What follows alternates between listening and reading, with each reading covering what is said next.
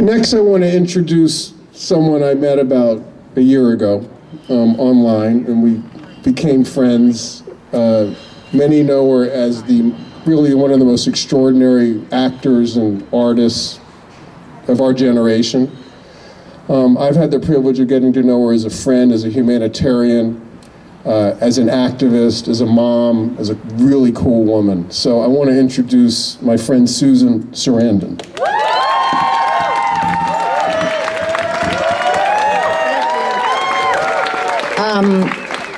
We did meet online. He's the only person I have met online, I'd like to say. It sounds a lot sexier than actually how it turned out.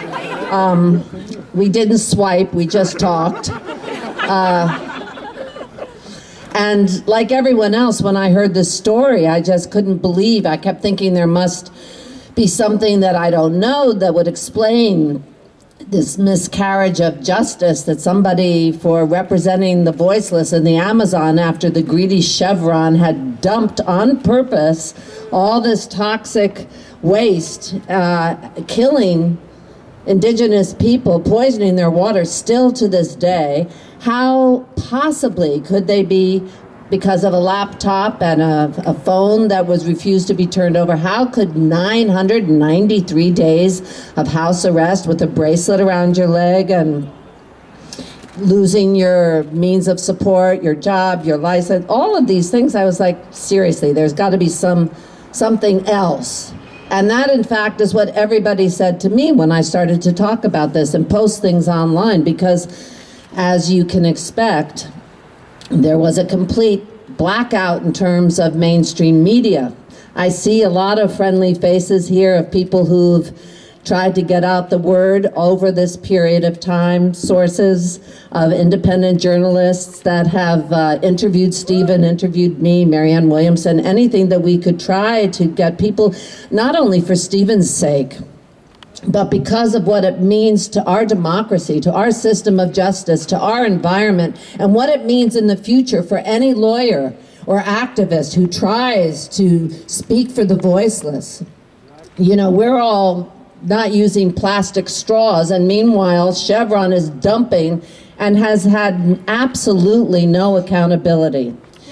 So today is a joyful, joyful day because finally Steven's out.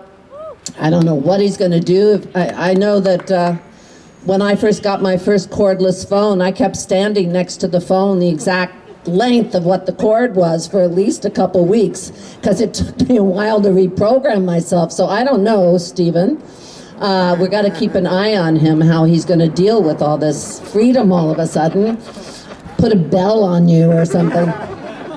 But I want to thank everyone that's here, and I also want to say, as everyone else has said, this is just the beginning of the next phase, because we have to make sure that this story doesn't go away. This was a godsend in some ways, and of course, Steven's family and Steven paid the price, but it did make this conversation possible in the most dramatic way, and we have to keep that conversation going, because we know that the attention span of news is very short, and we're not going to get very much help from mainstream anything.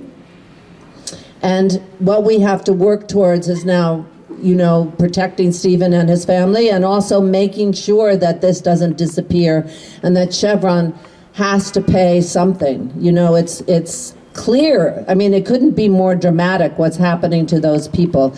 And this is just one example of people that have been taken advantage of and whose land has been raped and pillaged and poisoned, and it has to stop.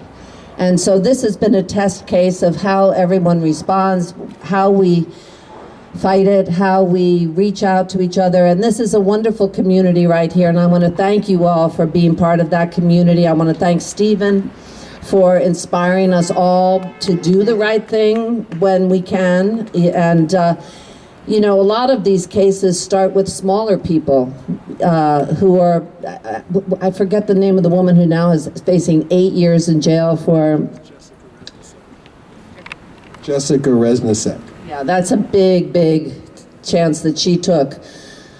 But in our own way, whether it means talking to your neighbors, talking to your kids, encouraging them to understand that it's not over, no matter what this administration does in terms of fracking and everything else, that we have to keep holding on with the belief that community is stronger. It's not going to come from the top. It never has, and it definitely isn't going to come now. So it's going to be up to us, and you all have shown up, and there's power in showing up. That's what I'd like on my grave, except I'm not going to have a grave, but anyway. I'm just going to, be cremated or something. But anyway, if I had a grave stone, then I would just like to see she showed up. And I'd like to thank all of you for doing this.